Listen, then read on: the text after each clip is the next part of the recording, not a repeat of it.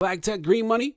It will mean a lot if you rate us 5 stars on Apple Podcasts or Google Play. The way the algorithm works, the more you rate and say nice things, they'll introduce Black Tech Green Money to more people. And more of us need this content. So thank you for rating this podcast 5 stars today. Essentially what we've done is develop a platform technology that transforms your city into a smartphone so that deploying and managing infrastructure solutions like EV charging, like smart water systems, like all the things that you would need to avoid a lot of the death that we saw from this storm. So doing that is as convenient as downloading and running an app on your phone. I'm Will Lucas, and this is Black Tech Green Money. I'm going to introduce you to some of the biggest names, some of the brightest minds, and brilliant ideas. If you're black in building or simply using tech to secure your bag, this podcast is for you. Special edition of Black Tech Green Money. It's a lunch table conversation with my friend Jessica O. Matthews, founder and CEO of Uncharted Power, an award-winning renewable power and sustainability company.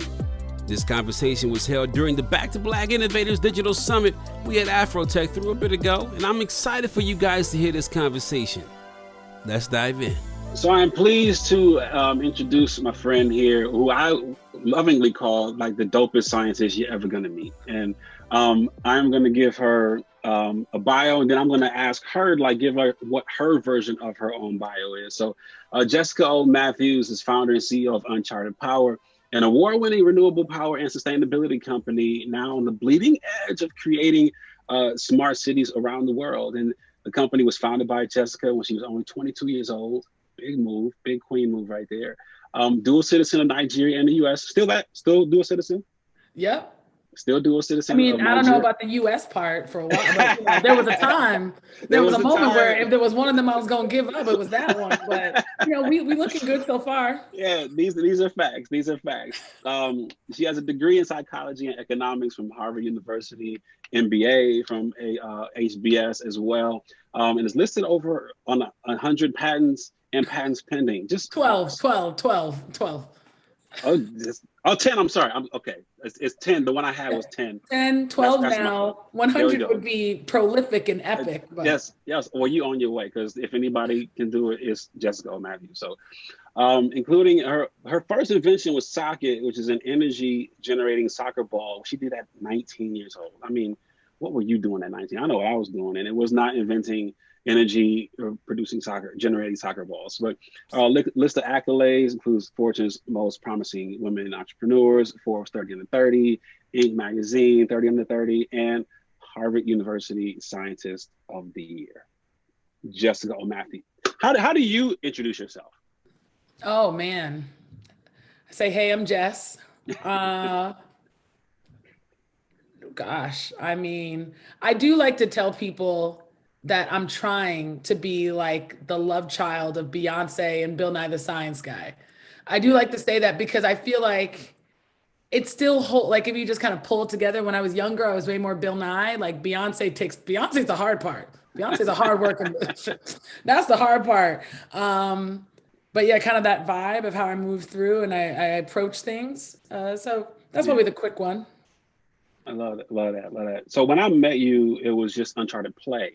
Yes. And now it's Uncharted Power, and you've gone from harnessing energy to creating power systems and now sustainability. Yes. What drove the expansion of your scope? Oh, that's a good question. I like to tell people that the first step in innovation is the articulation of the problem. The way that you articulate that problem will then drive what you determine to be the solution. And so when I was 19 years old, and I'm over here just knowing that stuff doesn't make sense. I don't understand how my own family, cousins in Nigeria who are engineers themselves, they can't imagine a better world than the world that we're living in, where we're losing power several times a day. And there were quite a few other infrastructural problems. And yet, kind of the flip side is they always had a better cell phone than I did, right? So clearly it's an issue that masqueraded as socioeconomic, but was really infrastructural. For me, I thought the issue was inspiration. I was like, they need to believe that they can change the world that they're in. They need to believe that they have agency. And so how do I design a solution that inspires them to try, to play the game, to get in the game, literally inspire them to get in the game? And so that's where the first products came from, energy generating play products, like taking the most popular sport in the world, soccer, and saying, all right, I'm gonna bridge the gap between this passion and excitement that I know my cousins, I know a lot of people in the world are gonna have, and bring them across that bridge over to engaging in energy and infrastructure. And my assumption was that if I inspire them, they'll do the work. Because, I'm sure they're smart enough and there are better people in the world who are better suited to be building infrastructure solutions. So let me just inspire. Get to the point where we're, producing tens of thousands of these, partnering with different companies, governments to distribute them more on an education side. Started to even work with different Fortune 100s on their energy generating strategies, right? Like energy generating strollers, all that stuff. That's when we met. I think you remember Afrotech. I'm like, okay, we're about to do the stroller suitcase. And it was 2016. Two things happened. First, I started to realize that it was still going to take a couple of years. It takes 2 years to make any product a baby's going to be in. You can't just come up with some stuff. Like it takes years to go through that partnered R&D. And I was like, all right, this is kind of coming off a little kitschy. Like it's fun, it's cool, but I don't necessarily see people being inspired and fixing the infrastructural problems. I just kind of see them, getting excited, but then sitting there. And then the second thing that happened was that Donald Trump won the election. Dead ass, the most inspirational thing that ever happened to me was Donald Trump winning that election. Because prior to that, people would say, were you inspired when Barack Obama was president? I was like, Barack Obama was a constitutional scholar. He's supposed to be president. Just because his black ass is president does not mean that I should be president. No. Yeah. But when Trump won, I was like, okay, so now anybody can do it. And that was the first moment when I realized, first of all, yes, I could be president. If this is what we're working with right now, I believe I'd be a good president. Let's go. And then I turned to my team and I said, why are we waiting for other people to build infrastructure when fools like this are building infrastructure and running for president? And so at the end of 2016 is when we said, all right, what if we take this investment and instead of putting 2 to 3 years into kind of consumer products, we start looking at infrastructure. And in 2017 is when we formally changed our name from Uncharted Play to Uncharted Power, based on the success we had in building an energy generating speed bump. What then happened, I again would not have expected. We kept on working, built something that was pretty dope, compared and ran analyses. We were beating out numbers of, major kinetic academics in Virginia Tech, beating out the numbers of competing companies in Boston, Singapore. Brought our solution. We can actually, you would generate a kilowatt of power when you drove over the speed bump. It was a precursor to energy generating roads. Started to bring our solution to different governments.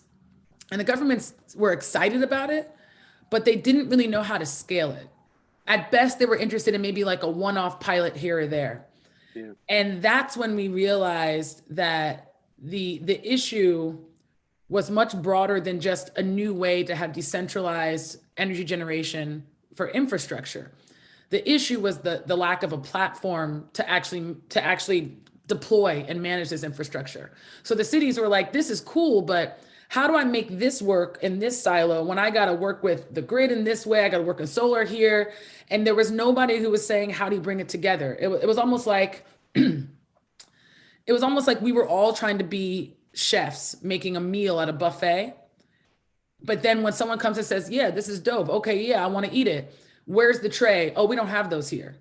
Where's the plate? Oh, we don't have those here. All right, so how do you want me to sustainably gather all these things together and bring it back to my table to eat it? That's not my problem. Or do it in a really expensive way. And so we realized that that's how we were being viewed. So we said, okay, kind of like how Stacey Abrams, all right, voting doesn't work in Georgia for me. I'm gonna fix the voting system so I can run for governor. That's basically how, that's the classic Black women vibe. I was like, all right, I wanna get my application out. So I'm gonna go ahead and fix the way that all applications get deployed and managed sustainably. Like, and then that way I can deploy my stuff. And so that's what brought us to building these sustainable smart city platforms where we're consistently looking at how do we drive down the cost, the upfront costs, reduce the time to deploy, reduce the time to repair, and take away all the stress that a city has in deploying and managing things like our energy generating speed bumps, but what we've done is 5G, AI, technology, smart city lighting, traffic lighting, everything. And so into a smart, you take a city like so Houston, you know, or taking and managing in Texas in general, infrastructure solutions like EV charging, what's interesting for us, like smart water systems, like all the things that you would need to avoid a lot of the death that we saw from this storm. So doing that is as convenient as downloading and running an app on your phone. So now when we think about the past apps we've made, we're excited because once this platform is out there and people have the smartphone, which we're going to be putting out this year in a couple of our beta cities, then we get, now you get that kind of unprecedented, unpredictable thing that happened with smartphones, right? No one knew the value 20, 25 years ago, but now we can't live without it. Right. We're excited for people to start playing around with that. So that's the arc. That's how I got from soccer balls to smart city platforms. No, I love it. And I want to spend some time in a few minutes talking about more the mentality it takes to do the scale of things that you're doing. But I'm going to start here. There was a quote I found from you that said, after nearly a decade of work, we realized that the problem isn't just a lack of smart power infrastructure. And so I kind of see like what you're doing now is like, it's not micro pivots, but it's like the problem reveals itself, right? When you get started. Can you talk about how you just gave us the arc, but how when you get started on the road as an innovator, you may think the problem is X, but it's actually Y. Well, you're becoming my favorite person to talk to because thank you for these questions. I will say this, one thing that hasn't changed has been my true north. From the jump, the mission has always been, how do we get to a world where there's universal access to smart, sustainable infrastructure, right? How do we get to a world where the things that some people take for granted and other people are dying literally without, it just doesn't make sense, right? And I think for me, the year after the wedding that a lot of people kind of know about, right, that led to my first invention, it wasn't like I went to my aunt's wedding, we lost power, and then there was an invention of a energy generating soccer ball. That year, there were 3 people in my family, my grandfather, my uncle, and my aunt. All of them died, and they all passed away from things that either could have been at least delayed, if not totally avoided, if they had access to this infrastructure that we take for granted. And so that was the thing that made me kind of align and say, all right, you know, I often tell people like intersectionality is a compass. And when you think about all the things that make you who you are and all of your experiences, that's something like, if you look at the intersection of that, the nexus point of that is what you should be doing with your life. Period, point, like that's it. And so what I found at that nexus point for me was like trying to address this problem. Like I literally remember thinking, I was in my AP psychology class, high school year, 18 years old, right before all this, thinking, I know I can't cure death, but can I cure life? Because what's messing with me more than anything, honestly, like it's not just the fact that they passed in a way that could have been avoided. It's that most likely when they took their last breath, they thought the same thing that my cousins, you know, in Nigeria thought, which was, we have no agency. We can't change this. The best way to deal with your problems is just to get used to dying. And so like that broke my heart. That seemed ridiculous. Like I refused to accept it. Like it is truly the thing that made me say, all right, so how do I then start to think how I could bridge the gap and yada, yada, yada. So then once I had that true north, everything just becomes kind of like a meditation on intention and impact. So first, listen, I'm young, 19, 20, I'm thinking the issue is inspiration. I'm approaching it. I had opportunities to be in the business of just making millions of soccer balls. Yeah. I had that. In fact, the people wanted that. But so if I'm seeing that it's not actually resulting in what I want, and in fact, it's just more plastic, more this, more that, and it's not necessarily fixing the bigger issue, because then what's up? Like I didn't get into this just because, oh, look, I can say I made, this. It's like, this was step one. But my intention, what's my intention? My intention is to fix this infrastructural issue. And if it's not happening just through inspiration, then what's happening? So then I'm thinking, oh, maybe there needs to be an infrastructure model for decentralized energy. I thought that was the issue, that people can conceptualize a world where we didn't have centralized infrastructure systems. Built a system. There you go. Then you get there and you realize, no, it's bigger than that. It's not just about decentralized energy. This is about the lack of a platform to actually pull it all together, to get all these disparate decentralized infrastructure solutions interoperating together. Yes. And again, like for me, I was like, of course, like in as much as this speed bump is still sexy and fun, I have a goal. I have a goal because this is a life or death situation for me personally. And now even bigger, I got engaged last year. And so I'm going to be getting married in Nigeria, big Nigerian wedding in March 2022. And if you think I'm gonna let these people bring a diesel generator out after everything I've done said for the last decade, 13 years, well, listen. So I'm out here like, listen, y'all, all right, get it together. All right, so. I love it. This is I'm real big on drink your own medicine. Like the first parts of our system we installed, at a facility where my own mom and brother would be driving over it, et cetera. Like I am 100% bringing this platform to Nigeria, and the first place y'all gonna see it is at my wedding. And I'm gonna be like, you smell that air? You smell that fresh air? You like that? Look at all the shit we're That's that new. That's that new right there. I'm about to be like, y'all, this, I don't care what's up. So it's personal, right? And I think if you know why you're doing it, and you are, I think, fully understanding that just because it's not your plan doesn't mean it's like not gonna be your destiny, is something I say a lot.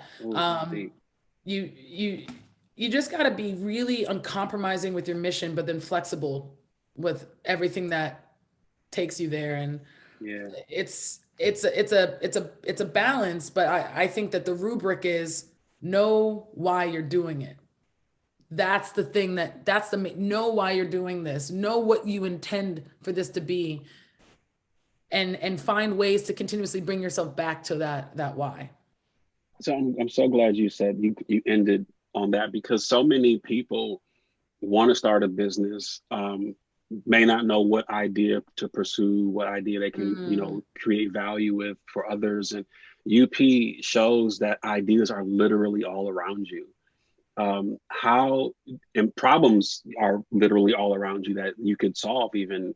How do you, by more than just your representation, get us to look around us for the problems that we could solve? That's a really good question. So we do have a program at the company, because this was something we actually wanted to operationalize. In the early days, I truly believe that almost anyone could be an inventor. They just had to be given the kind of right psychological tools. I still very much believe that the problems of this world are entirely too complex, complicated for any one person or organization to solve. And so our best chance in hell, especially with the damn near, end of days that it seems like in the world right now, with everything going on with the locusts and this and that.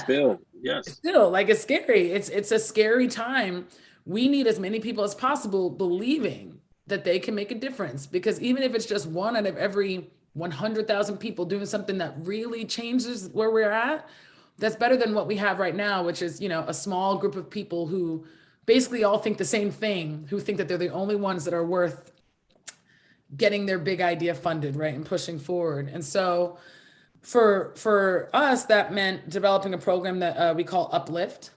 And what we did is we created a curriculum. And it's actually a curriculum now that's gone through its fourth version. We digitized it during COVID, and we still reach lots of kids through digital means. And basically we have a curriculum called Think Out of Bounds that teaches kids how to become social inventors. And literally it goes through the process of teaching them what it means to be an inventor, gives them examples of inventors that look like them, and teaches them how to look at their surroundings, not as obstacles, but as opportunities. So let's make a list of all the problems you have. And now let's come up, how would you think about inventing something to solve that? And so that's a program we like to do wherever we're about to work. Poughkeepsie, where we're working on some exciting things to demonstrate how a normal city, you're not even one of the big, quote unquote, sexy ones, like a normal city, most cities are like Poughkeepsie, how they could use our smartphone to choose the apps that are going to transform their city into a smart, sustainable city in record time and under budget.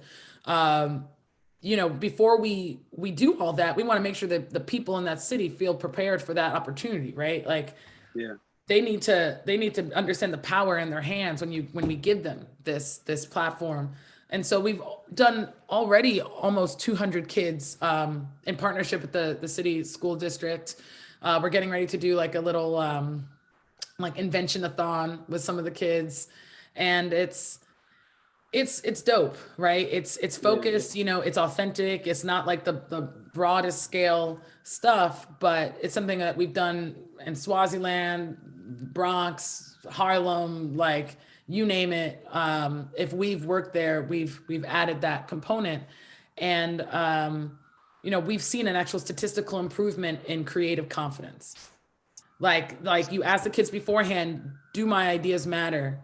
And you ask them after, and it's a maybe to an increase. And that's one of the things that we do structurally, I think, as an organization. So I hear you and I love that example, because I want to push you a little further down that line, because the SBA put out a study, I think it was 2012 was the last time that they did it, but it said 80% of Black-owned businesses are in the bottom 20% for revenue. Like, so we over-index on creating service worker, so lawn care and beauty shops and, diners, so 80% of our businesses are created in the bottom 20% of industries for revenue. But the work you're doing is industry reimagining, like it's $1 trillion market, in what you're doing with sustainability. Are we thinking big enough? I mean, Black people, are we thinking big enough? It's a two-sided street, right? So on one hand, you innovate on what you know, right? And it took me a decade to get to the point of knowing enough where I could be in any room with anybody. I don't care who they think they are. I'll sit down right there with Bill Gates and be like, listen, Bill, what you just said is super cute, but this is what I know, because I just spent the last decade doing this. And it took digging. Like I said, like I had to get to layers of understanding the problem. And so I think a lot of it's like you approach what's right in front of you, and then you run on that. I do also think that it's a nuanced thing. So I'll give you an example of what's happening right now. I have a brilliant CTO, started his year, Black man, which it took me so long to find. I didn't hire him because he was Black. I hired him because he's brilliant. But this happens to be a Black man. Started his career a year after I was born, Compton, raised Army, but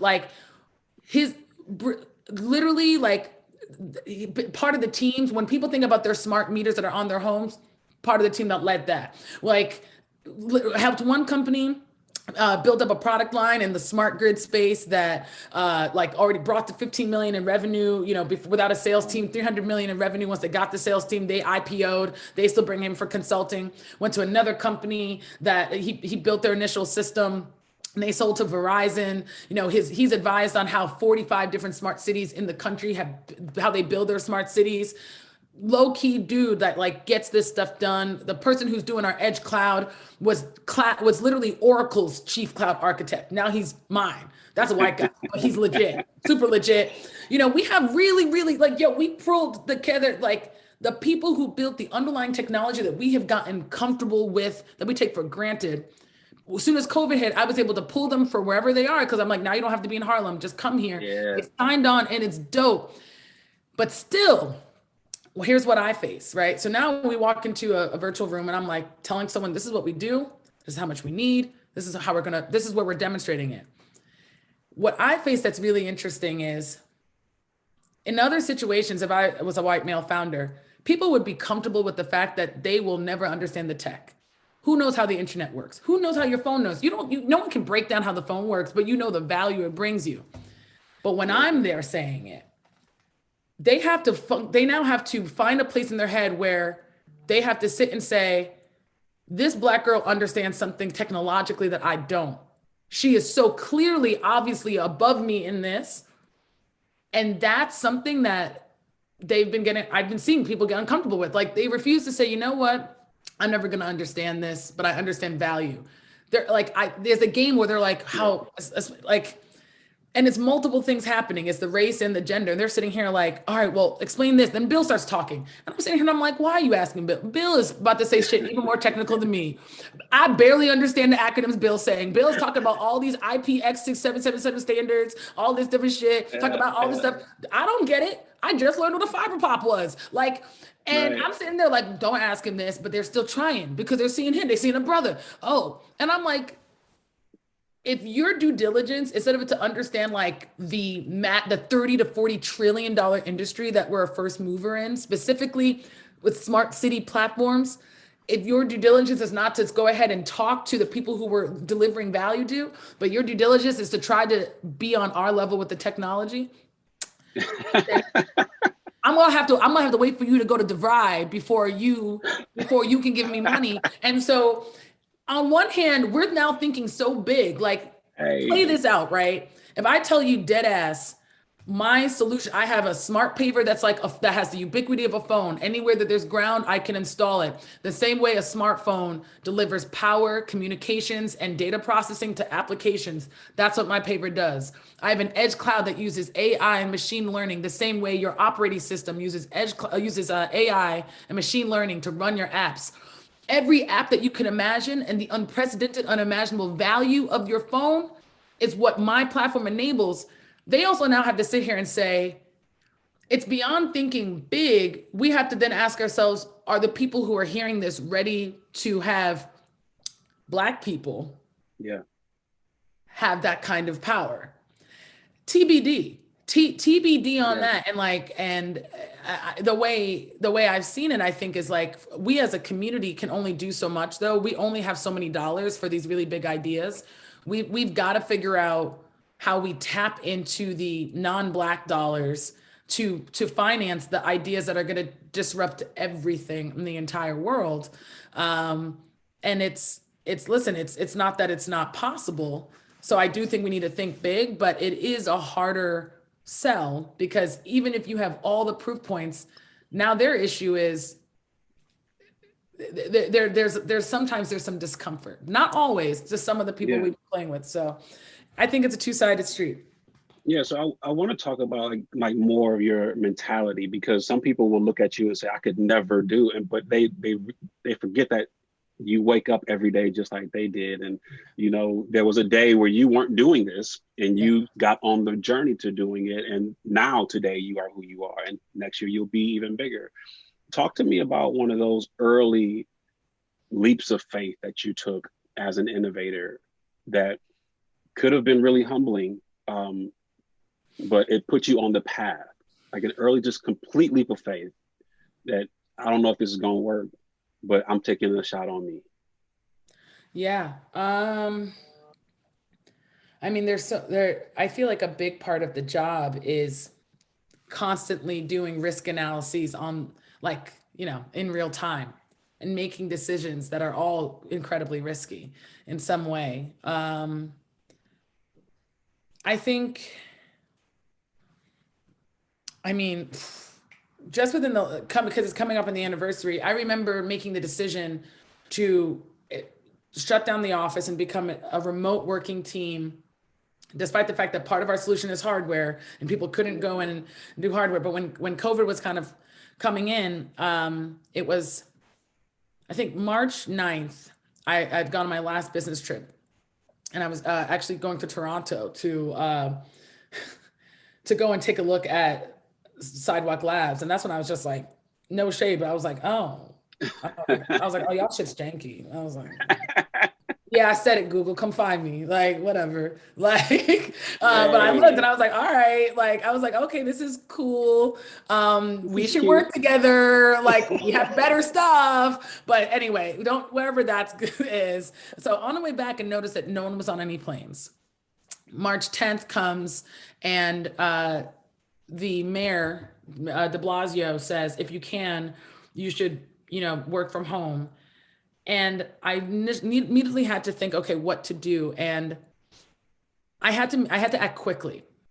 And I felt really, ultimately in that moment, I made the decision, sent an email, hey, everyone, gather what you need to gather today, because March 11th is the last day. No one's in March, no one's in. And that ended up being the last time that most people ended up going to our Harlem HQ. And so that was a risk for a lot of reasons, because we didn't know a lot about the pandemic. We didn't know a lot about the virus. We had just launched into some new KPIs that we were just doing okay on, if I'm being honest.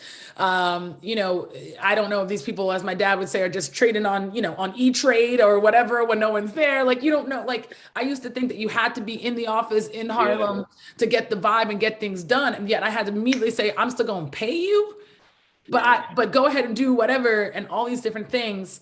And like, that was a risk. And I had to be very clear. There were a lot of people who were slow to make the move for the health of their people. But I mean, I think in those moments, I think back to track. So I was really big in track in high school, 1, 2, 400 long jump. In the races that were kind of more like local, regional, the 1s and 2s, I could kill it. As soon as we started racing against like the serious Jamaicans, I was mostly just a 4 runner, like 400 meter. You know what I'm saying? Cause I'm Nigerian, like that's where we at. Like that's where we can kill it. I'm fast. I'm just not Jamaican fast. They're just, you gotta know where you at. Yeah, I know where I'm at. Listen, local level, I'm about to kill it. As soon as I see some bobsled stuff, I'm like, all right, cool. All right, let me go to a 400 meter. So, but so much of how I think about these things kind of applies to different times when I played different sports. And, the thing about track was the reason why you practice was not so that you would have your perfect race the day of the race. It's so that your worst day still beat everybody else. Mm-hmm. Like, it wasn't like, okay, I'm gonna make sure I get this start so that I hope that I get it. It's like, even if I start as shit, like even if this is my worst time is still gonna smoke y'all. And I feel so much of the moments, like even the last year, I had been training for them. I had been training for innovation and progress during times of uncertainty for the last like 8 or 9 years. Yeah. So that when it came to the moment within the layer and kind of COVID, I was just like, all right, uncertainty, what's new? I'm a Black female founder. I gotta move. I gotta do this. Well, I gotta do that. Oh, how many deals fell through? We had like $3 or $4 million real pilot deals, resorts fell through. All right, like what's new? Like, and so, I think a lot of it, again, from the perspective of being a founder of color, and seeing, yes, lots of obstacles, but the opportunity, I felt it as if for most of my career, I had been training with 50-pound weights. Whereas like a lot of my white male peers, especially, have been training with 10-pound weights. So yeah, they could run fast, like it all looked easier. But when COVID hit and 100 pounds got thrown into our hands, who do you think is gonna do better? Who do you think is gonna like handle this? And so, those little moments happened quite a bit. And I had to make a lot of quick decisions to keep my team paid, to be in a position where we didn't have to furlough anyone, to make a decision how we could grow. And I'm not going to say that I had some master strategy around it, other than to lead with honesty, lead with authenticity, and be very contextual. So creating space for humanity and aligning everyone's personal experience to what we were doing. But I feel like, very fortunately, a lot of the risks paid off, because we're in a really good position right now. And still a hard uphill battle, but very, very exciting. There's some really good lessons in there. So, I mean, you talked about COVID and to be super sensitive to what people are going through personally, but how much has COVID created opportunity for Black people in industries like sustainability? Like, has it created more space for us? Like, what are the benefits? You know, and I use that word very sensitively, but I know. what are the benefits that COVID has created for us in industries like this? Well, first of all, I just want to say you're very good at what you do. This is the best. You are. Will, go ahead, man. Shit. That's Thank you. you need a show. You need to be on TV. Like you need to be like Oprah. Like I don't know what this is, but there's a bunch of fools who are not cutting it like the way you do it. Just put it out there. Can we make that happen, y'all? Thank you. That's a really okay. Last year for me, it felt more just like an additional layer of fire.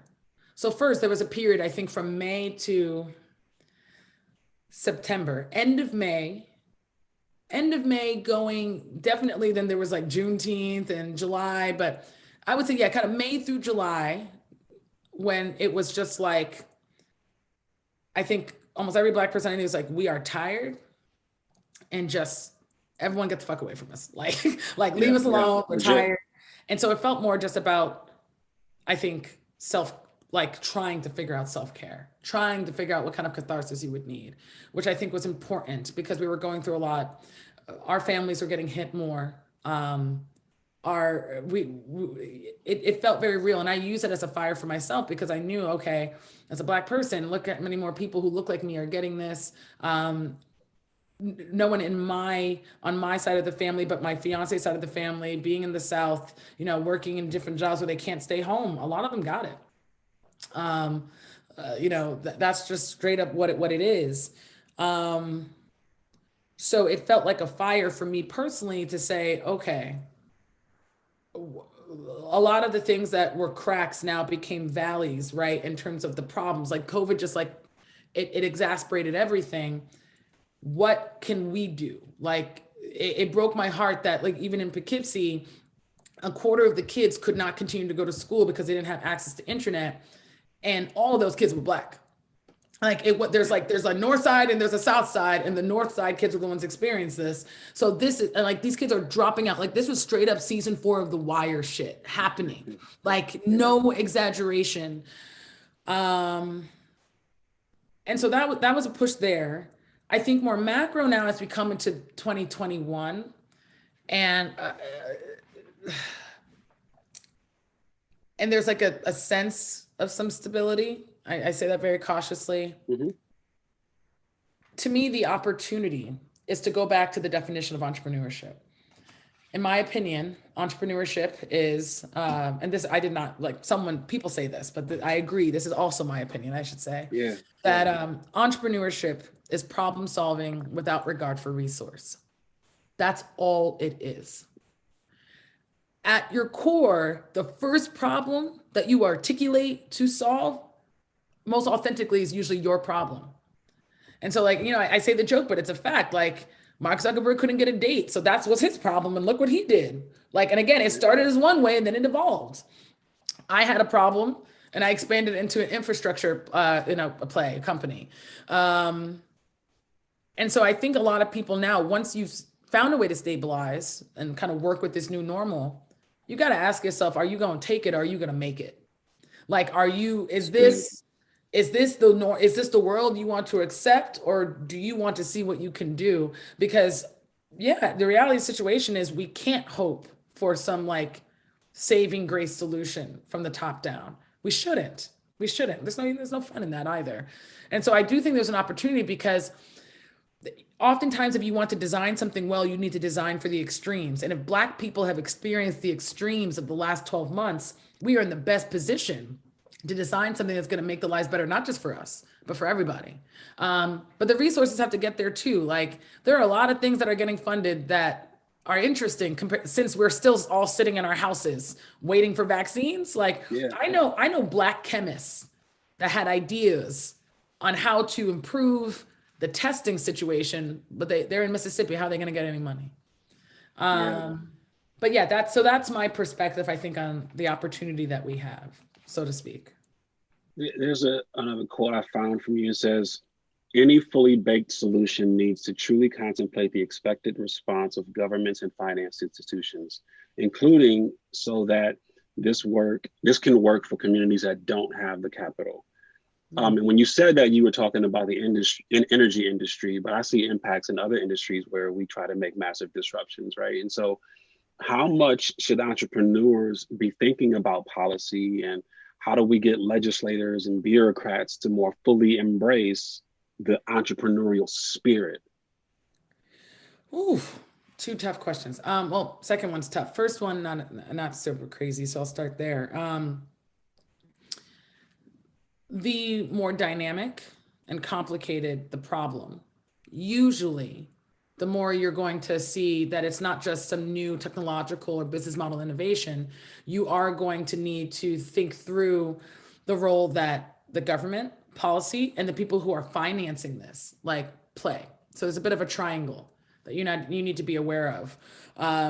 Sometimes you can streamline things just straight kind of B2C and go from there, and then build. But a lot of our infrastructure is a public service, yeah, right? So there's a little bit of like a tragedy of the commons that makes things complicated. It doesn't mean it's critical, but if you're doing something that impacts the public good, take Airbnb, take, like Uber, after a while, you will be, even if you're like, oh, we just did what we had to do, someone's going to catch up to you and say, well, you didn't ask permission. So we're going to start fucking with your shit. Like, so, there needs to be an awareness of it, but there's nothing wrong with that happening that way too. Get in however you're going to get in. For us, whether it's energy or broader infrastructure, because we're dealing with things that also have high, that can be highly dangerous. That's part of why we have to just move at a certain pace, because I'm not going to put, 12 kV in the ground under grandma and just say, well, oopsie doopsie, like that's not what, like that's not, like I gotta crawl because I'm dealing with power, and like I'm not trying to be out here with anyone's life on my conscience because I, move fast and break things. Like it's not. That's not it. What? That's not it. Like there's life or death consequences, which there's a whole argument to be made that even the things that didn't seem as dangerous, like social media, probably, it would have been helpful if they thought about it just a little bit. Now we're seeing that these days. We're seeing it exactly, right? Yeah. Now on the other side of like how you get the government to play, and even the financiers who are often very risk averse, they're like, this is what works, we just want to do this. I can just share what we've been trying to do. So one, has been aligning what we're doing, not with why we think it's cool, but why it matters to them. Most governments care about two things: political optics and financial efficiency. So if you can present something in a way that's going to make them look good for their political goals, and do so in a way that either doesn't cost them any money or cost them less money than what they would have spent, you're going to get in there usually for some sort of pilot or something, because why not? Once they've established that, they care about the third big thing, which is time to deploy, because people only have so long that they're in office. And so they want to be able to brag on that for as long as they can. And so they want to make sure you can move quickly. And that's tough, but operationalizing around that is a big deal. It's part of the reason why we think time to deploy is so massive for our platform. The faster, we want to get to the point where we can get infrastructure solutions deployed in communities in 3 to 6 weeks. It normally takes 9 months, right? Wow. So that's a massive thing, so that people can kind of get that rush around it. And then on the financing side, honestly, as soon as you start showing that you can make money, they'll come. They ain't tripping. Like they just, oh, you making money? All right, let me give you some money to make more money. Yeah. That's just what it is. You talk a lot about being, or how being a Black woman doing this work, Black woman in Harlem, specifically, is an asset to an industry like this, even one that they may not realize is an asset to the industry like this. And that we can do more than people might want to let on that we can do. What is it that we uniquely bring to industries that we are not overrepresented in value-wise if we were to lean into our perspective? Ooh.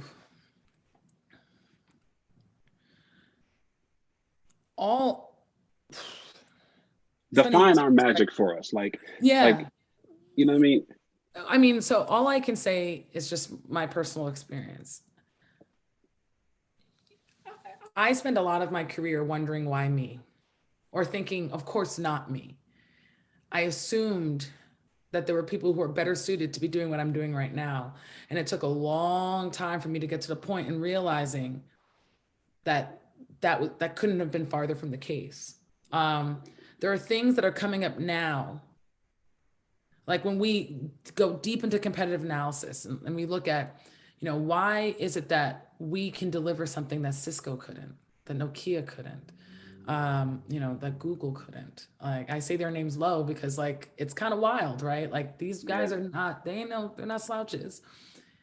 And when you look at the things that differentiate how I came to this point from how they came to the point, you realize that so many things that make you who you are and gave you that perspective are exactly the missing piece. Because let's face it, we wouldn't be living in a world where Texas could have happened if they had it covered. Right. And so for me, there's little things like our ability to kind of be this missing link between the smart grid and the smart city. If your upbringing was such that you took the grid and power for granted, you would start innovating from the point of assuming that was fine, and you would start innovating on top of that.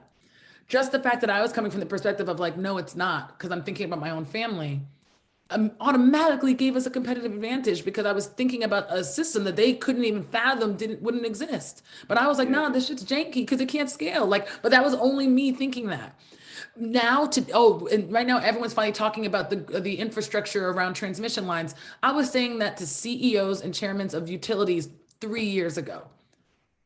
Why? Because we had the experience of trying to scale a speed bump and integrate it into the grid, and it didn't work. It didn't make any sense, and it was the fault of the grid. And off the record, not off the record for you, but these people said, "Hey, Jess, off the record, yeah, we know this was always the thing that worked, so we didn't invest any R&D in it. But yeah, we know this is bad." And that was back in 2018, and I was like, "Oh, okay." So now I for real know something's up. When we look at from a platform perspective, the things that we're doing to drive adoption, it's really understanding engagement, knowing that people would be able to understand a whole new type of energy if I packaged it in a soccer ball, is why our platform is going to be accepted and scaled and understood in a way that all these other platforms couldn't. And so all of that, it's not just about being like Black or whatever, as much as it's about saying, who are you and what's the life that you have lived?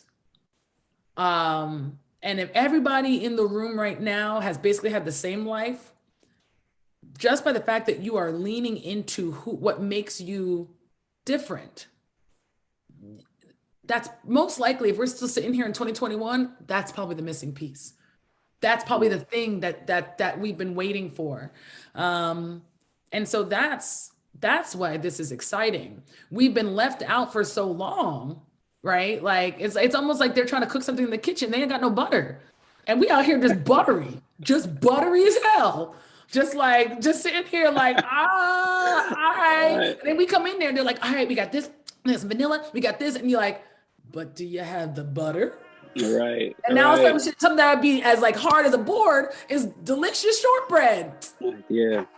That's how I feel. I feel like we have an often ignored experience that is the missing ingredient in what we need for the world that we all want. Jessica Matthews, so proud of you, my friend. Endlessly inspiring. Thank you so much for joining me. Thank you. This was awesome.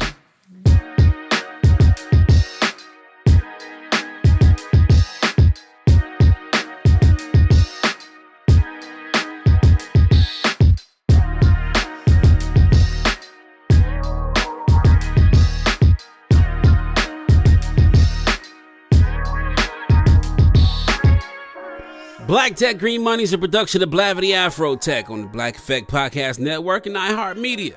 It's produced by Morgan DeBon and me, Will Lucas, with additional production support by Love Beach and Raven Nearborn. Special thank you to Micah Davis and Sakar Zavanyan. You know, like the wine? Yes, that's his real name. Learn more about my guests and other tech disruptors and innovators at afrotech.com. Go get your money. Peace and love.